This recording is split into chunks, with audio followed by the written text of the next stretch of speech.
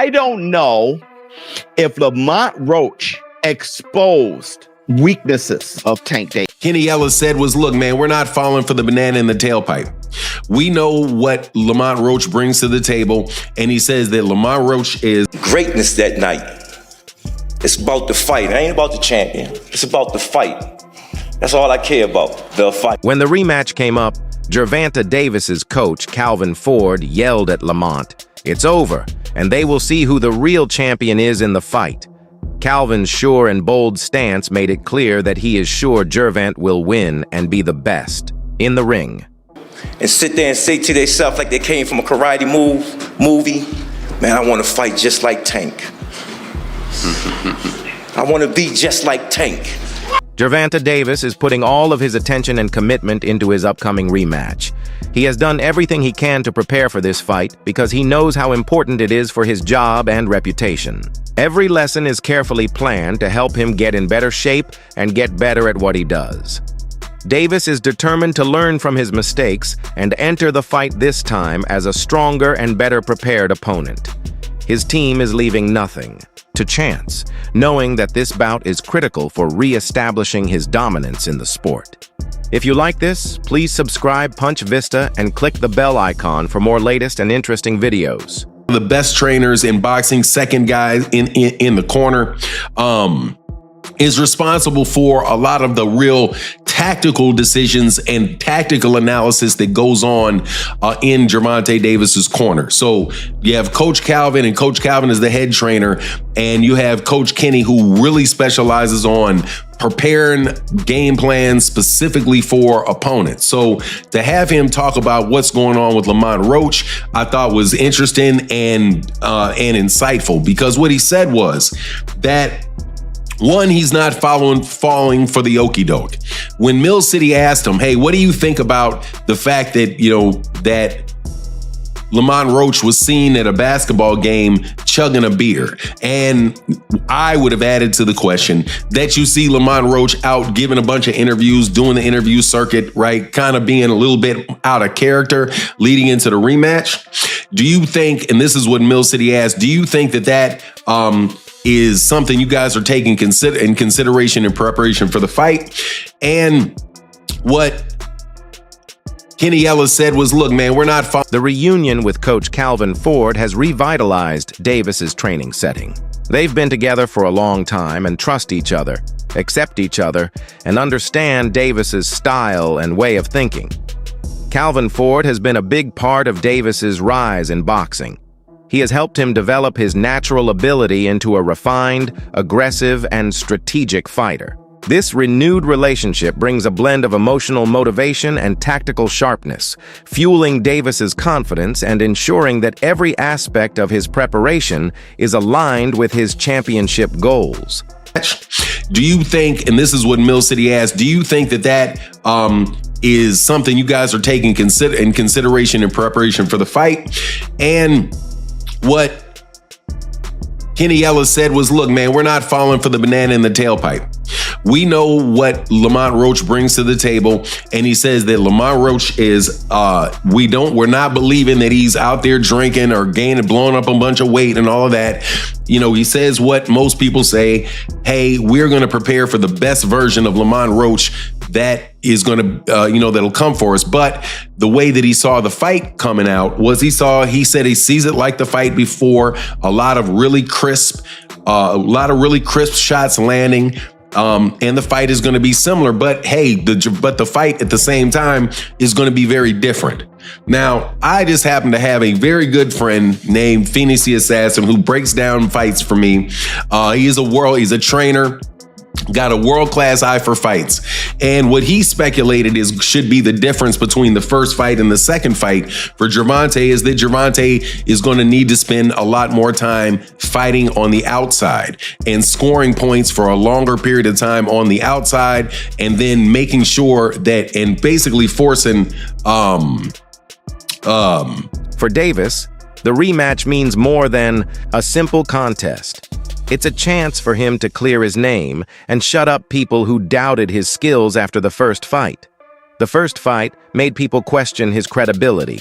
So this next fight will be a turning point in his future. Winning decisively would re-establish Davis as a leading figure in boxing and show that the previous outcome was an exception rather than a reflection of his true skill.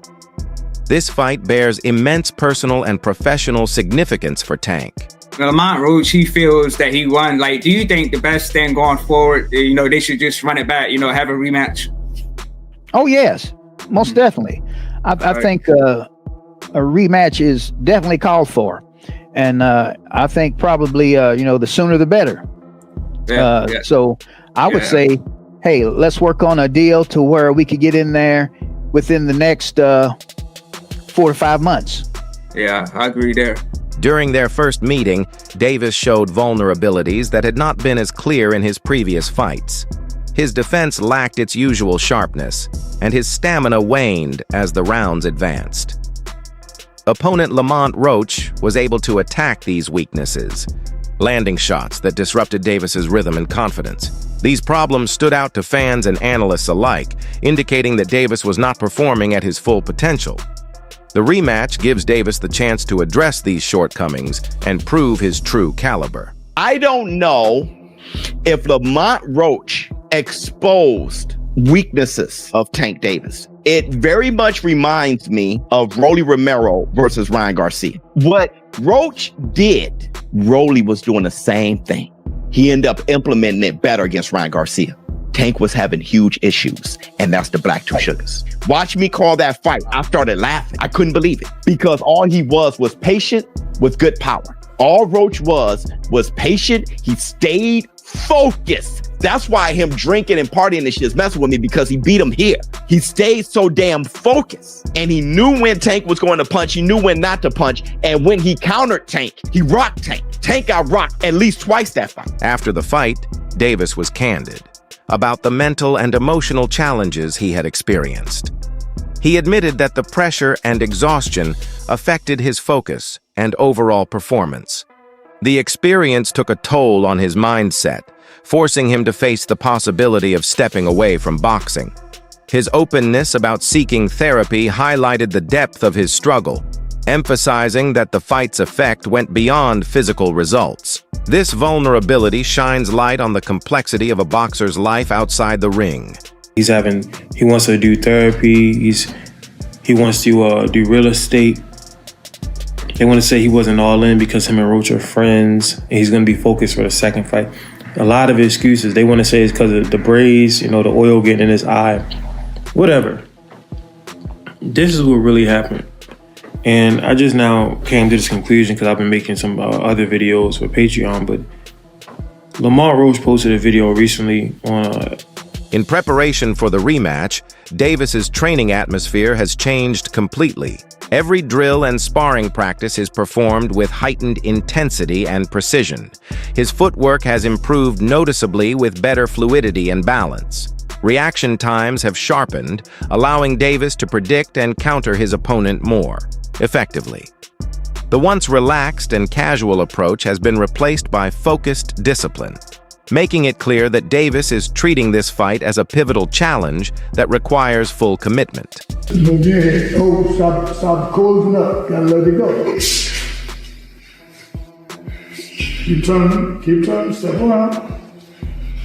Keep turning.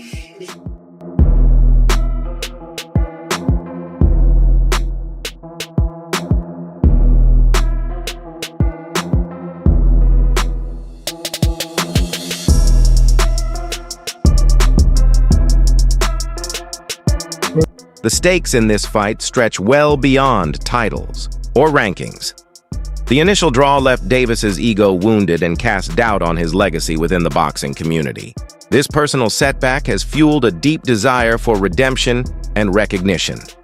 Davis's motivation now stems from a need to show his worth and reclaim his place among the elite.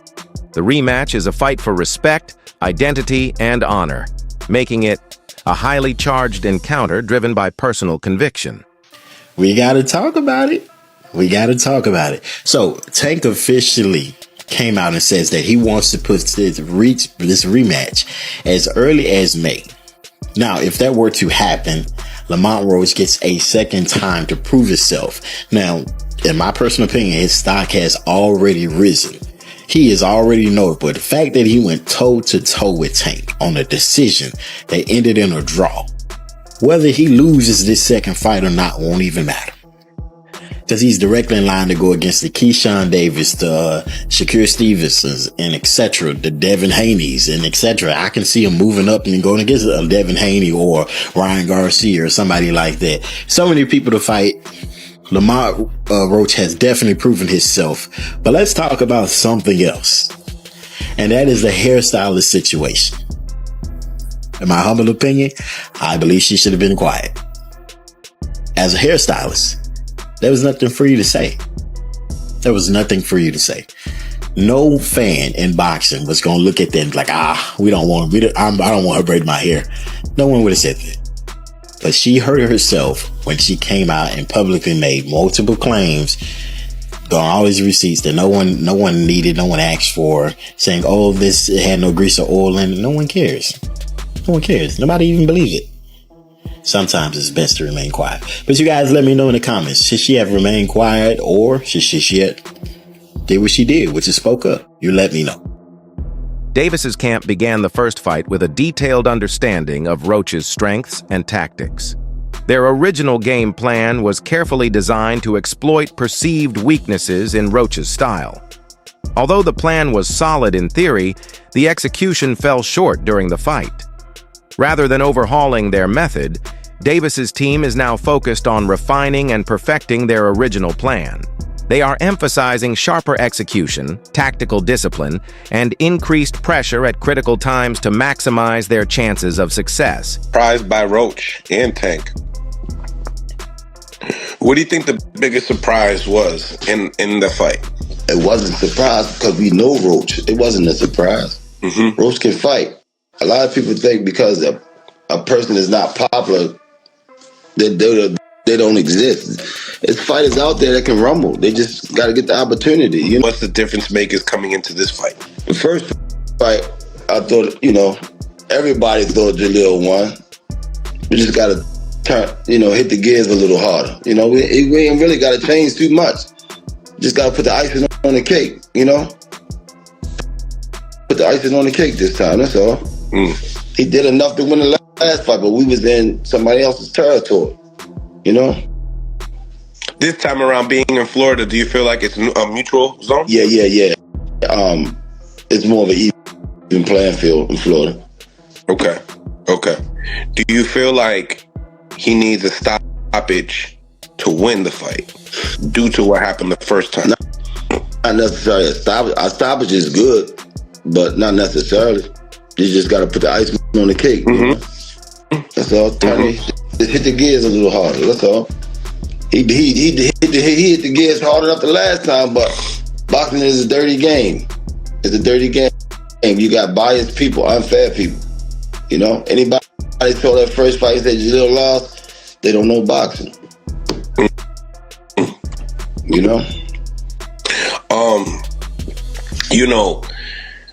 If Jalil is successful in this fight, what do you guys expect for Jalil? And then, obviously Eddie Hearn had a lot to say when Jalil took that loss. Teofimo Lopez gave insight into the fallout from the controversial first bout. He noticed that Davis found himself isolated following the match, with many in the boxing community quick to criticize and question his status. Lopez highlighted how this atmosphere of scrutiny and doubt could impact a fighter's confidence and public image. His comments underscore the high stakes of the rematch, as Davis wants not only to win, but also to rebuild his reputation among peers and fans alike. I know a lot of people, look what they did with Gervonta too. I want everybody, all these young fighters that are listening to this, and you could clip this. It's a short part right here. I got you. To Ryan could clip this right here. To all you young fighters, look at the amount of love they were giving and sharing to Gervonta Tank Davis prior to the fight. Look at what all the reporters were doing prior to the fight. Look how they were all laughing at all his jokes prior to his fight against Lamont Roach. After the fight, look how many were waiting to down this man. Down him. See, I'm going to talk my smack with Tank, but that's because I want to fight him. That's me. I can say that. But I just want all you young fighters to really look about it. They don't care about us. Yeah. They won't ever care about us. When you winning, they're gonna be there. But they waiting for any moment to slip up. Just a man, even a draw. Look how much hate he got out of it. Yeah, not to get deep, but you know, it's a part of our psychology. We have